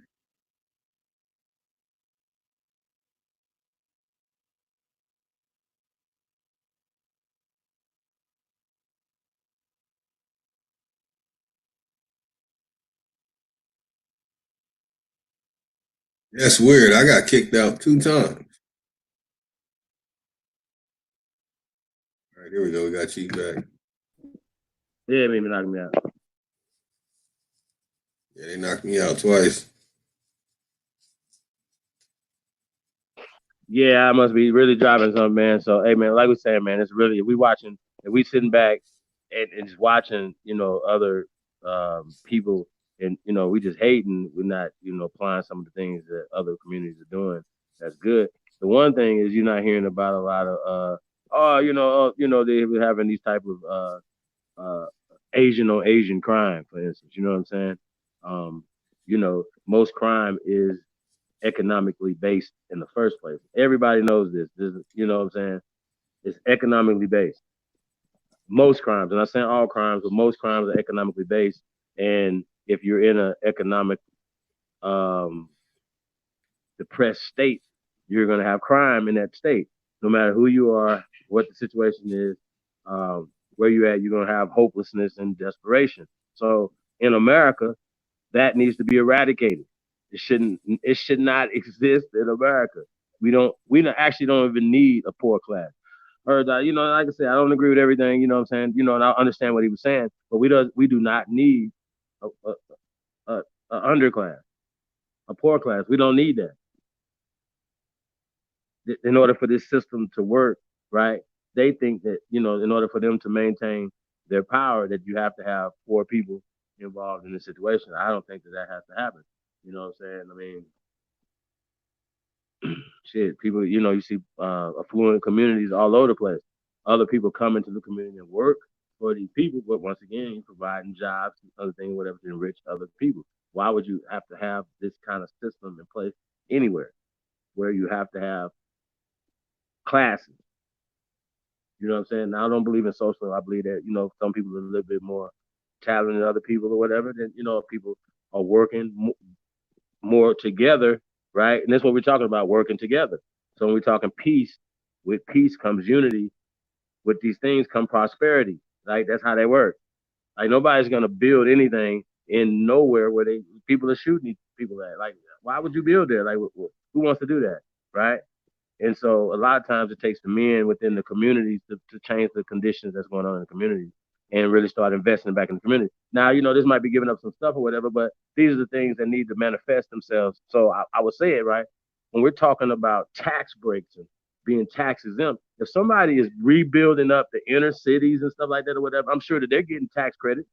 Hey, uh, companies, if you come into this area right here, whatever, we'll give you tax breaks, right?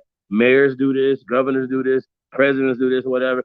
Then they can absolutely do it for the depressed people in the community. So when you're talking about getting these politicians get things written down, what you're going to do. We've had 8 years of a motherfucker not doing nothing at all for us. So why would we turn around and even entertain anybody, right? We need to be asking Trump, who's in office now, instead of being emotional about the Klan shit, that's dumb and all that dumb stuff. We need to be getting to the business. He's a businessman. Let's talk business. Do you or do you not want to stop the crime and the hopelessness and certain things that's going on in America? Yes, you do. Okay, well then with these resources, these things, these policies need to happen in these communities. So if you invest, if businesses, if people invest into the people, into the communities that have been raped, scorched, burned earth, and left, and they're still taking out the resources out as we speak right now today. In the inner city of Baltimore, they're sending the money outside into other jurisdictions. You know what I'm saying? But the people in Baltimore, even though they don't own anything, right, they're still paying a lot of tax money into the tax code. That money needs to stay within, at least within where it came from. Like, how is this a thing? Like, how are we even having these kind of conversations? And you know what I'm saying? It's like, oh, okay, we got an organization and everything that we're doing to build, and somebody's in with their hand in our pocket, taking the resources out and taking it and putting it into some other community. We wouldn't allow that as an organization. We're gonna be like, no, that's some bullshit, right? So how do we stop this from happening? How, if these people are taking taxes from us, how do we stop from having to pay these people from taking these resources from our people, which we can be putting these resources back into the community? Period. And so that's what we on, man. We on empowerment, peace, and prosperity. So if you're not with that, I don't know what else to tell you. What do you what do you need to do? I don't know, but what we're doing is organizing, mobilizing, executing plans, executing things that need to be done, right? So now, like I said, a lot of these things, that Dr. Claude Anderson was saying, some of them are gonna have to happen interchangeably at the same time, right? But I get what he's saying when we're talking about levels, and he's saying that the last level would be education. Well, I don't even think you can get to any of these levels if you don't have the right education. We have to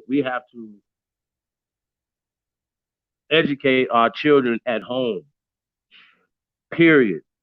If you have to send them to school and everything or whatever, that's more of an economic conditioning as well. That's more of a social engineering as well, that we feel that we have to go warehouse our children right into the prison, to the school to prison pipeline, or their factories was sending them into to play basketball for somebody, football for somebody, playing for somebody, or working in somebody's factory, working in somebody's office. So never talking about uplifting yourself, your family, and your community, right?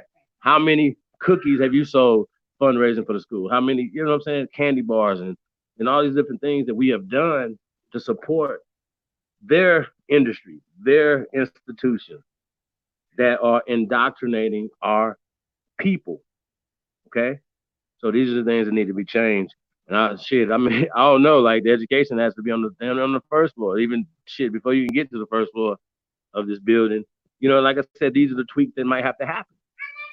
Dr. Anderson, and he'll tell you, man, he got all these degrees, but he let you know that these things didn't help him and didn't help our people. And that's a damn shame. If we got all this education and none of these things can help our people, I think that's crazy. What do you think about that? What do you think about people getting these degrees and things, and they really can't do anything for our people, brother? What do you think about I think that should be a slap in the face to all the people running around using this word scholar, talking about peer review, talking about, I went to this school, so now I'm an authority figure. That should be the biggest slap in each and every one of their faces. Yeah, 6 degrees. Almost said 60. 6 degrees. Do you think he is in debt to schools for those degrees? Nope. Yeah, 6 degrees. And many run around waving these degrees as if it's some type of rite of passage to tell me something.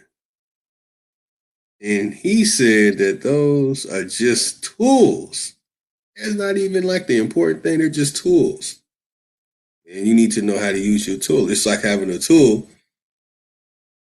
That tool is going to work on what it's designed to work for. So you get this tool and you use it to the best of its ability. But yeah, it's definitely, man, it's definitely a slap in the face for all those people running around, especially the naysayers. Oh, look, the scholar said this. So what you're saying is incorrect because the scholar said it.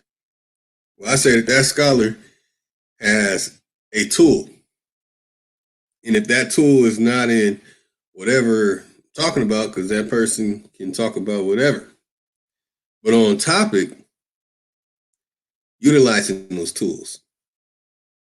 You get one of these tools or degrees, say, in business, is to utilize business. Not get into one business, learn the business period, how all business works. So we got to use it. We got to utilize these tools to the best of its ability. Some people, you know, get the degree and they settle, and they still settle for working for someone else. Don't be a boss. Be a leader.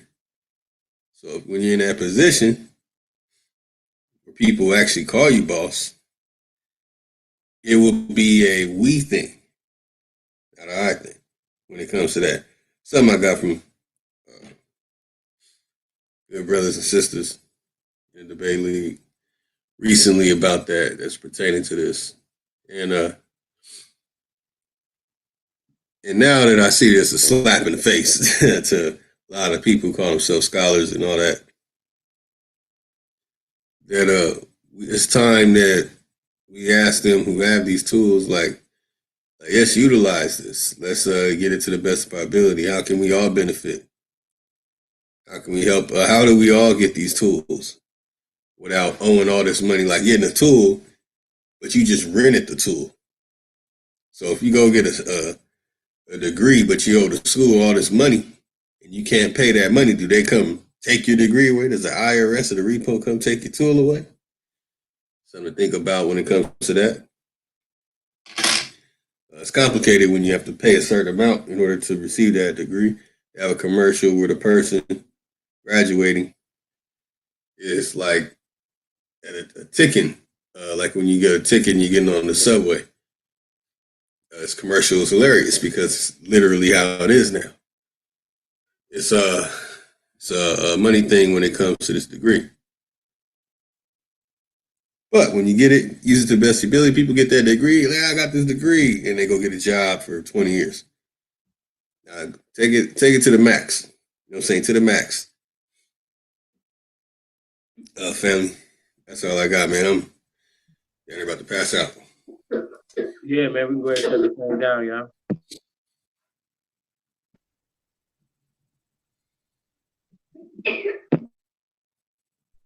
Yeah, Lotus. That's what's up, man. Like I said, man, it was a good build, man. Shout out to Dr. Claude Anderson. Like I said, man, I don't. It's so much, that we missed, in the interview. I want to miss anything important.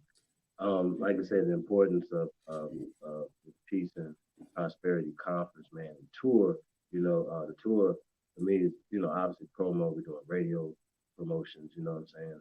Can you imagine the people haven't heard this information before? You know what I'm saying? I mean, at your local mom and pop, grocery stores, if there are any, just to see what's the infrastructure that's left from previous, our previous, basically like some communities, we were established in some of these communities, and we had all these different things like cab companies, like bus line. They said they had 500 buses, bro. Like that's yeah. We could have 5,000 by this point right now. You know what I'm saying?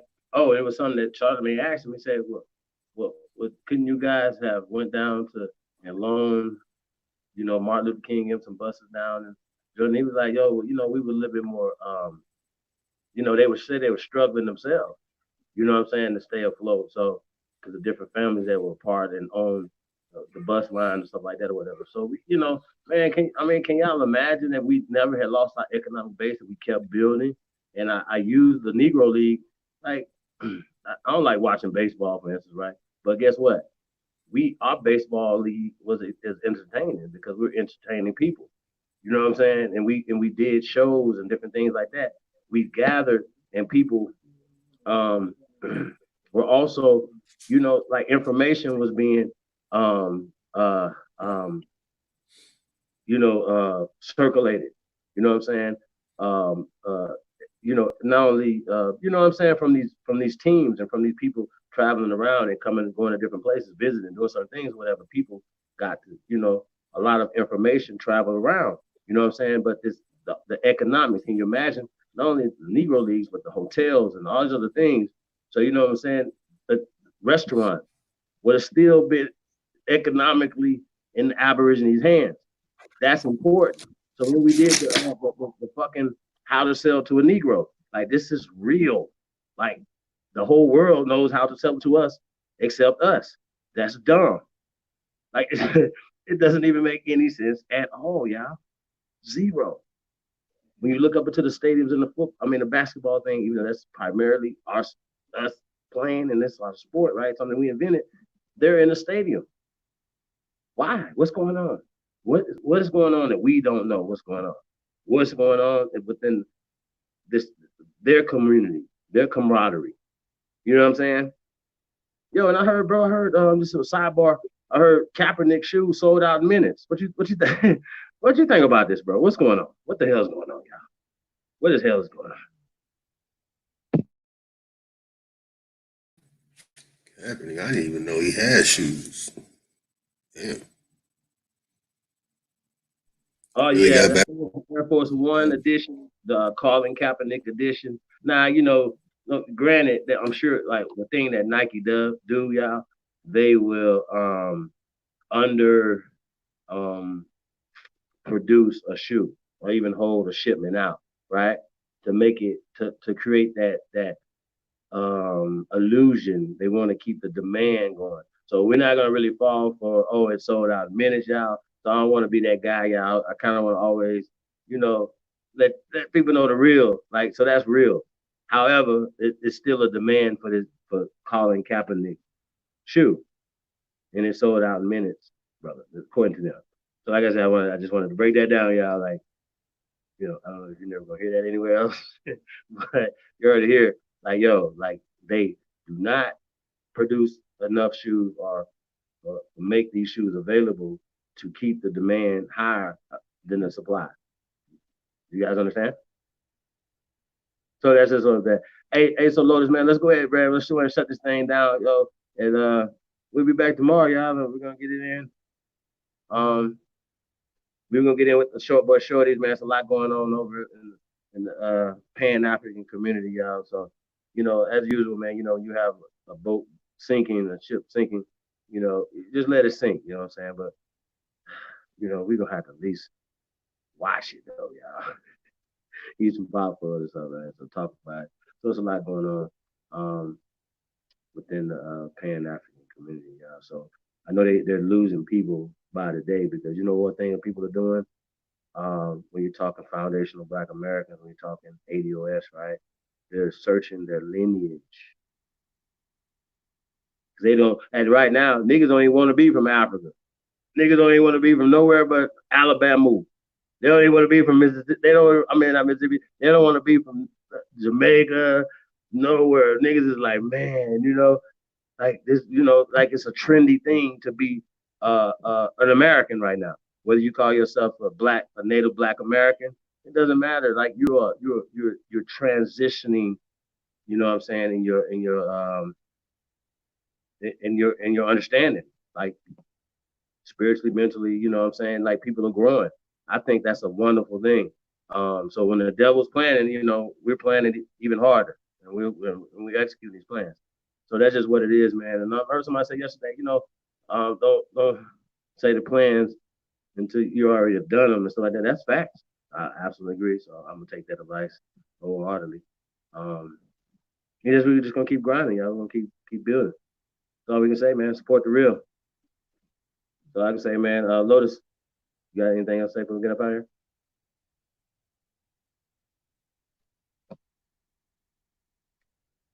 Lotus, you sleep?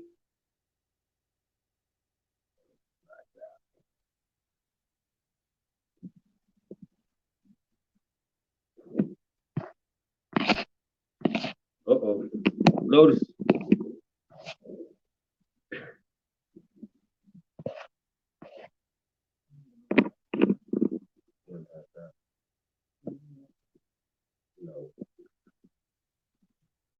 So yeah, man, I think Lotus he won. He said he's about to pass out. I think we lost Lotus, y'all. So I'm gonna go ahead and go shut it down.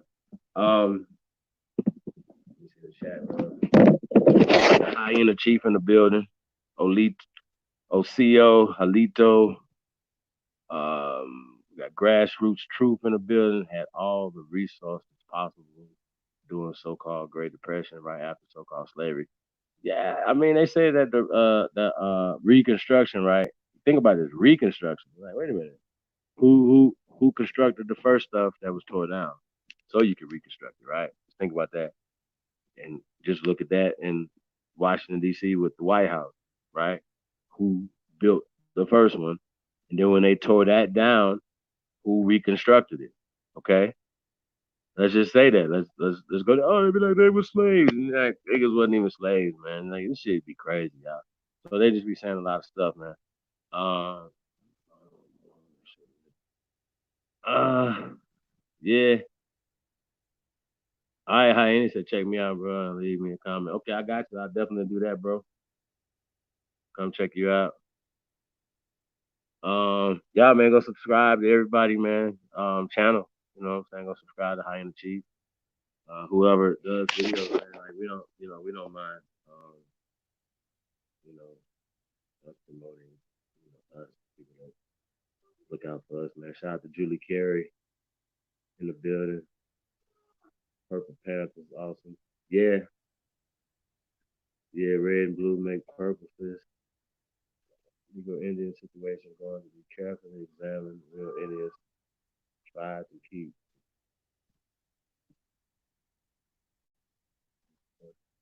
Early, I think that's first. I think that's first. All right, shout out to Miss Rachel Ham. Check your emails, information concerning the upcoming America First Peace and Prosperity Conference. That's right. You know, if you guys are part of the mailing list from the First American Council, man, we got an introduction letter in the email. Shout out to Mama Bear in the building. Peace Empress. We got Miss Mohawk Aboriginal in the building. Once again, go to originaltribalwear.com. I don't know if you guys can put that link in the chat room. Originaltribalwear.com, man. Go get you some feathers, a hat, t-shirt, something. If anything that you buy, anything that you purchase at originaltribalwear.com, get a free t-shirt for the holidays. So shout out to Miss Mohawk. But I'm sure, I don't know if that's still going on. I'm sorry, y'all, because it's the holidays. So-called Christmas. But I don't know if that's running into that. So, Ms. Mohawk, can you let me know about that if you're still doing that promotion or not? I want to keep promoting that, and people be like, "Hey, I need my free T-shirt." So, shout out to Ms. Mohawk. What's we got in the building? Kyle Yeshua in the building. Osio Kyle, Dion Williams, Dion Osio. Thank you for coming out. Raven Hawk. Halitos. Yeah, shout out to Ravenhall, man. Thanks for coming out. Future Teller in the building. Salute. What's the guy in here? D Brown. Hey D Brown, I got you, man. I'm definitely gonna call you tomorrow, brother. Definitely give you a call tomorrow. I don't know if you got my email. Email me at chiefholiday@gmail.com. I'll send you my phone number tonight. I will.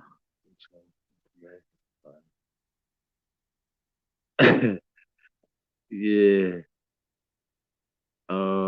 Since we got a building, before we get up out of here, y'all. Sammy in the building said, I just gonna sing right through all this dead era. Okay, yeah, man, sorry about that, man. Y'all, we had a little technical difficulties going on. We got together though, so shout out to Sammy, man. He was singing. We probably need to have some music playing or something like at least when that happened, like we got something going on in the background. We have to work that out. We're gonna get a call in number two, man, and get that going too. So, if people just want to call in, don't necessarily want to be a part of the panel and stuff like that. We're gonna have a call in line. Call in and let us know how y'all feel about what's going on. We got legendary Top Cats in the building. Peace. What else we got in here? I think that's it right there, y'all. Or I can scroll back and say peace and love to everybody. We got Marlon Pierre in the building. Okay, I'll do that, bro. I will definitely send you that video.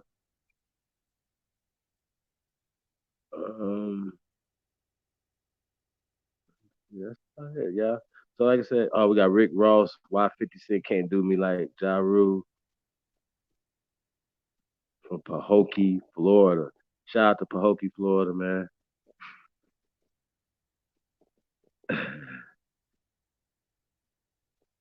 Yeah, that's what's up, yeah. Shout out to everybody, man. So we're gonna get up out of here, y'all. Yeah, that's about it, man. That's all we got for tonight. Talk to you guys later. I don't know. Yeah, like I said, we're gonna do an early show tomorrow. We're gonna start getting ready for this Tribe Up Sports News and Entertainment morning show that we're gonna start doing, y'all. So we just kind of get into, like this right here, Dr. Claude Anderson. This is 98% of Black Americans were here before anyone else got here. I don't know if that's the correct thing, here before anyone else. Yeah, I don't know if that's the correct. Oh, it could have been. You could have said it just like that, y'all. So shout out to Dr. Claude Anderson. But the 98%, he said Black Americans, y'all. He says Native Black Americans. That's what he uses. And Tariq Nasheed, more Native Black Americans, the foundational Black Americans. So foundational Black Americans, y'all, mean Native Black Americans, right? Meaning 98% of us that are here right now that are classified as African Americans or misclassified as African Americans, or technically the actual natives of this land. Okay, so keep that in the back of your mind, man. Listen, Dr. Claude Anderson has not only the age, right? Because imagine this, he knew his grandmother. Okay, maybe even his great grandmother. You know what I'm saying? So he has like a little bit more experience about that. But then when we're talking about just experience within the highest levels of government, that cannot be like he was behind the doors. He's not like a regular guy within these organizations. We're talking about these just the White House and stuff like that, or whatever. He wasn't like an aide.